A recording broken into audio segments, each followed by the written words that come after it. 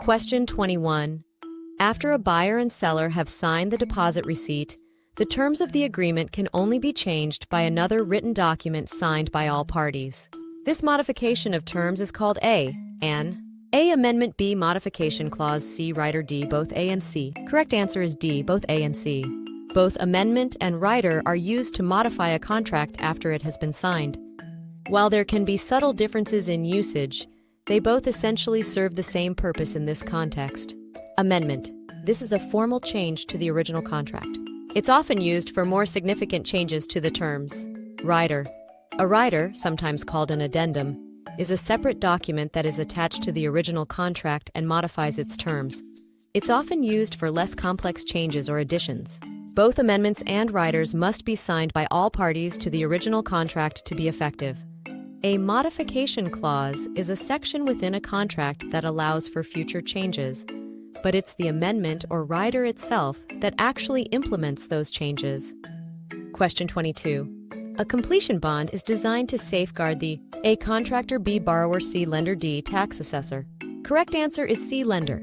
A completion bond is a type of surety bond that guarantees the completion of a construction project, even if the contractor defaults or is unable to finish the work. It protects the lender by ensuring that the project, which serves as collateral for the loan, will be completed.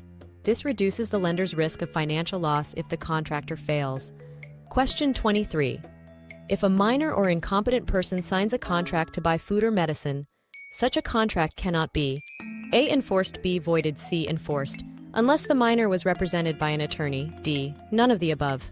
Correct answer is B voided. Contracts with minors, except in very specific circumstances, such as for necessaries like food, clothing, and lodging, are generally voidable at the option of the minor. This means the minor can choose to disaffirm or cancel the contract. While contracts for necessaries like food and medicine are an exception to this rule, they are still voidable. The exception is that the minor would still be liable for the reasonable value of the necessaries received. Question 24. The amount of consideration offered as part of a real property transaction should be enough, as compared to the property's value, to support a legal action for A tender offer, B estoppel, C specific performance, D eviction. Correct answer is C, specific performance. Specific performance is a legal remedy where a court orders a party to fulfill their obligations under a contract, rather than awarding monetary damages.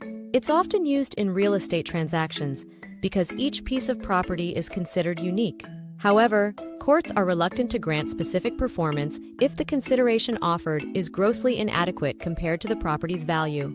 This is because equity, fairness, is a guiding principle in deciding whether to grant specific performance. A huge disparity in value suggests unfairness or potentially unconscionable dealing, making the court less likely to intervene. Question 25. A lesser valued property is worth more due to a higher valued property being nearby. This concept is termed the principle of A similarity, B progression, C favorable association, D duplication. Correct answer is B progression. The principle of progression states that the value of a lesser valued property can be positively influenced by the presence of more valuable properties in the same area.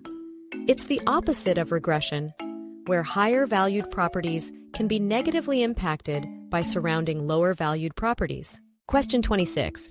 Who signs a deed of reconveyance? A trustor, B trustee, C beneficiary, D grantor. Correct answer is B trustee. A deed of reconveyance is used to release a lien on a property when a loan secured by a deed of trust is paid off. Here's how it works. Trustor, borrower. The trustor is the one who originally gave the trustee the right to hold title, in trust, as security for the loan. Trustor don't sign the deed of reconveyance. They receive it. Trustee. The trustee is the neutral third party who holds the title to the property while the loan is being repaid. Once the loan is paid off, the trustee executes the deed of reconveyance, effectively transferring the title back to the trustor. Beneficiary, lender. The beneficiary is the lender who is receiving the loan payments. While the lender notifies the trustee that the loan has been paid, they don't sign the deed of reconveyance itself. Grantor. In a deed of trust, the grantor, usually the borrower, is the one granting the trustee the right to hold the property in trust.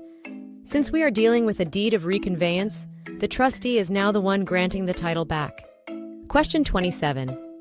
The real estate professional who tries to find a buyer for the property but is not a listing agent is called an A. Cooperating agent. B. Agent in fact. C. Ostensible agent. D. Non-listing agent. Correct answer is A. Cooperating agent.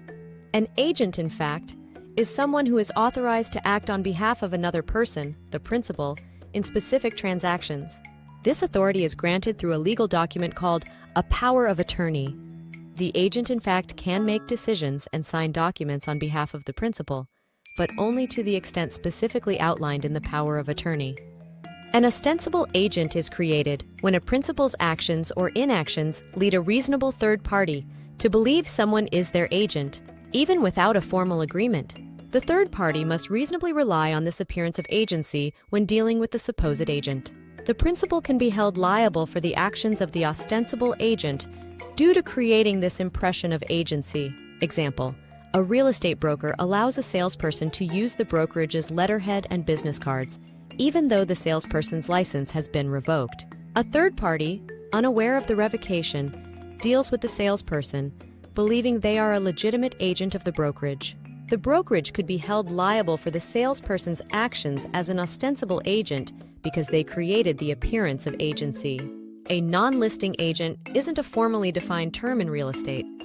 Non-listing agent generally refers to an agent who is not the listing agent for a particular property, but is involved in the transaction in some other way. The most common non-listing agent scenarios is buyer's agent, cooperating agent, or selling agent, dual agent.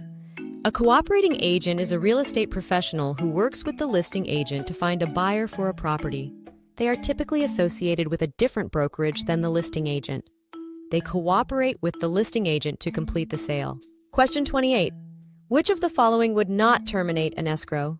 A. An order by the broker. B. An agreement by the parties. C. One of the parties being unable to meet a contingency of the sale. D. The destruction of the property that is the subject of the escrow. Correct answer is A. An order by the broker. A broker does not have the authority to unilaterally terminate an escrow. Escrow is a neutral third party holding funds and documents related to a transaction. It can only be terminated by B. An agreement by the parties. Both the buyer and seller must agree to terminate the escrow. C. One of the parties being unable to meet a contingency of the sale. If a condition of the sale, like financing or appraisal, is not met, the escrow can be terminated according to the terms of the agreement. D. The destruction of the property that is the subject of the escrow. If the property is destroyed, the purpose of the escrow is no longer valid and it will be terminated. Question 29. The 1% service fee on FHA loans is paid by the A. Primary lender. B. Secondary lender. C. Borrower. D. Seller. Correct answer is C. Borrower. The 1% upfront mortgage insurance premium, often referred to as a service fee on FHA loans, is paid by the borrower. It's typically rolled into the loan amount. Question 30. The method that an appraiser would most likely use to appraise a concert hall is the A. Cost approach. B. Sales comparison approach. C. Capitalization approach. D. Value approach. Correct answer is A. Cost approach. Concert halls are specialized properties with few comparable sales. The income approach, capitalization, is difficult to apply because income can fluctuate greatly and depend on many factors beyond the building itself.